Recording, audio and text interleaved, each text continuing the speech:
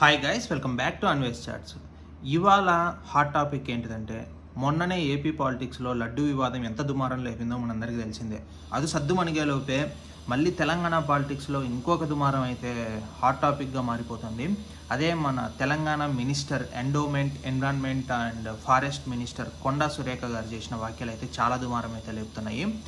ఇక మన మ్యాటర్ లేకొస్తే, కొండా సురేఖ గారు ఏమన్నారంటే, నాగ చైతన్య సమంతాలు విడిపోవడానికి కారణం కేటీఆర్ గారంట.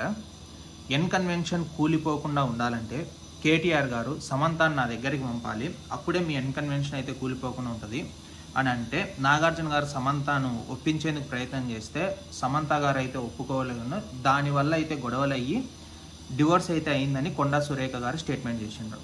ఆమె స్టేట్మెంట్ చేసిన ఇంకొక బిగ్ మిస్టేక్ ఏంటిదంటే, సినీ ప్రముఖులు, ఆడవాళ్ళు, హీరోయిన్స్ ఎవరైతే ఉన్నారో మేజర్గా పెళ్ళిళ్ళు చేసుకోవడానికి కారణం కేటీఆర్ గారంట.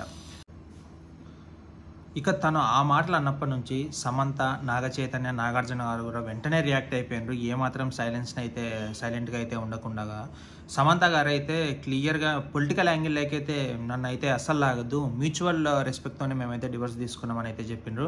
నాగ చైతన్య గారు కూడా సేమ్ ఇదే అయితే రిపీట్ చేసినారు. మేము మ్యూచువల్ రెస్పెక్ట్తోనే డివోర్స్ అయితే తీసుకున్నాము, ఎటువంటి అసత్యాలు అయితే ప్రచారం చేయొద్దని అయితే చెప్పినారు. నాగార్జున కూడా అదే విధంగా అయితే రెస్పాండ్ అయ్యారు. ఎందుకంటే వాళ్ళ ఫ్యామిలీ చాలా ఎఫెక్ట్ అయింది కాబట్టి వాళ్ళైతే రియాక్ట్ అవ్వాల్సి వచ్చింది, ఖచ్చితంగా అవ్వాలి కూడా.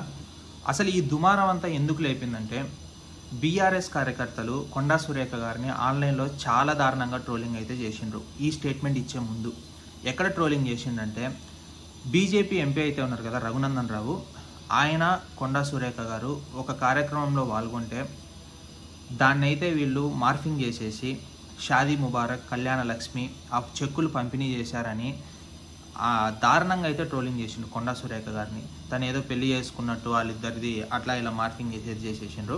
అక్కడైతే కొండా సురేఖ గారు మనస్తాపానికి గురయ్యి, ఇది కేటీఆరే చేయించింటారు, బీఆర్ఎస్ కార్యకర్తలను వెనుకొని నడిపించేది కేటీఆరే కాబట్టి ఈయన చేసింటారు, ఈయన బండారం బయట పెడతా అని వచ్చేసి ఆయన బండారం కాకుండా మిగతా అందరి పర్సనల్ లైఫ్స్లోకి వెళ్ళి వాళ్ళ మ్యాటర్స్ అయితే మాట్లాడడం జరిగింది. ఈ దాన్ని అయితే చాలామంది సినీ ప్రముఖులు ఖండిస్తున్నారు. చిరంజీవి గారు కూడా ట్వీట్ చేశారు రీసెంట్గా, ఒక మంచి ఉమెన్ మినిస్టర్ అయి ఉండి ఇలా ఒక ఉమెన్ మీద డిస్గ్రేస్ఫుల్ కమెంట్స్ చేయడం చాలా బాధాకరం ఆయన అయితే చేసిండ్రు. నాని గారు చేశారు, తారకన్న చేసినారు, దాని తర్వాత కోనా వెంకట్ గారు కూడా చేశారు. ప్రకాష్ రాజ్ కూడా #జస్ట్ ఆస్కింగ్ అని పెట్టేసి తను కూడా క్వశ్చన్ చేయడం అయితే జరిగింది.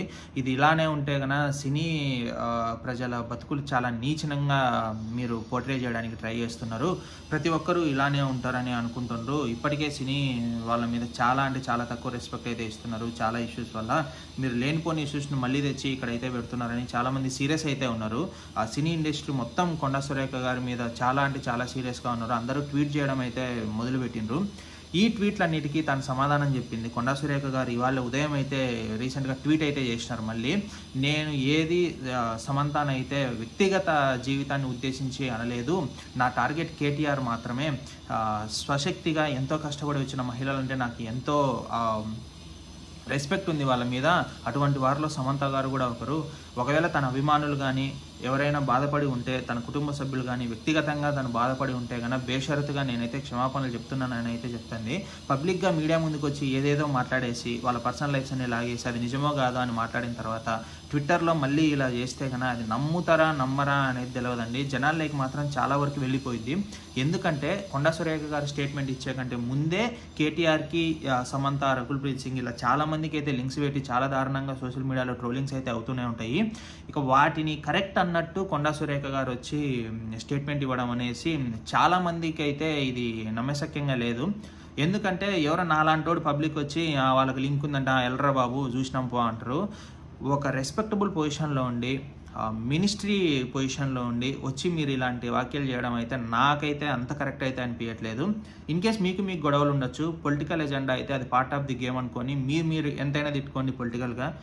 పర్సనల్గా కూడా తననైతే అనండి. ఇప్పుడు కేటీఆర్తో ఇష్యూ ఉన్నప్పుడు కేటీఆర్ అనండి. కేటీఆర్ ఇష్యూ లేకుండా ఆయన్ను పక్కన పెట్టి మిగతా అందరినీ సర్కిల్లోకి తెచ్చి కూర్చోబెట్టిండు మీరైతే ప్రజెంట్.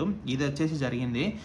క్షమాపణలు అయితే చెప్పింది కొండా సురేఖ గారు. కాకపోతే కేటీఆర్ను మాత్రం వదిలేదు లేదంటూ మళ్ళీ ఒక ట్వీట్ అయితే వేసేసింది. ఇక చూడాలి ఇది ఎక్కడి వరకు వెళ్ళి ఆగిద్దో చూడాలి. ఇదండి నా ఒపీనియన్ అయితే ఇటువంటి ఇష్యూ మీద. పర్సనల్ లైఫ్స్ పొలిటికల్ గేమ్స్, దాని తర్వాత ప్రొఫెషనల్ ఏదైనా సరే మొత్తం అన్నీ సపరేట్ ఉండాలి. పర్సనల్ లైఫ్ని తెచ్చి ఇక్కడ పెడితే కన్నా అటు ఫ్యామిలీ బాధపడాలి, తర్వాత వాళ్ళు తీసుకునే యాక్షన్స్ వల్ల మీరు బాధపడాల్సి వచ్చింది. సో కాబట్టి పబ్లిక్లోకి వచ్చి డొమైన్లోకి వచ్చి మాట్లాడేటప్పుడు చాలా జాగ్రత్తగా మాట్లాడాలనేది నా ఉద్దేశము. ఈ వీడియో మీద మీ టేక్ ఏంటిది అనేది కమెంట్ రూపంలో అయితే తెలియజేయండి. మన ఛానల్ని అయితే సబ్స్క్రైబ్ చేసేయండి.